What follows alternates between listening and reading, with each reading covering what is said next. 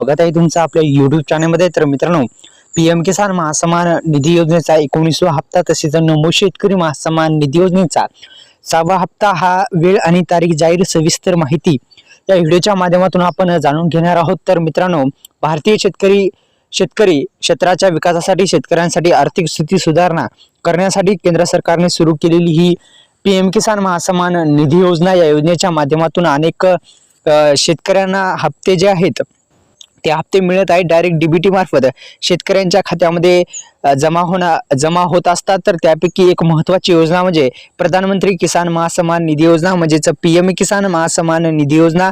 ही योजना 24 फेब्रुवारी 2019 मध्ये सुरू करण्यात आलेली आहे आणि शेतकऱ्याच्या जीवनात सकारात्मक बदल घडावेत आणत आहे। तर या योजनेची मूलभूत माहिती सुद्धा जाणून घेणं गरजेचं आहे। आता वार्षिक 12,000 रुपये शेतकऱ्यांच्या खात्यामध्ये जमा होणार आहेत। तर प्रधानमंत्री किसान महासन्मान निधी योजना ही मुख्यतः देशातील अल्पभूधारक शेतकऱ्यांसाठी तयार केलेली आहे। एक महत्त्वाकांक्षी अशी योजना आहे। शेतकरी कुटुंबाला वार्षिक 6,000 रुपये देण्याचं उद्दिष्ट आहे, आर्थिक सहाय्य देण्याचं उद्दिष्ट आहे। प्रत्येक 4 महिन्यांनी शेतकऱ्यांच्या खात्यामध्ये थेट पैसे जमा केले जातात।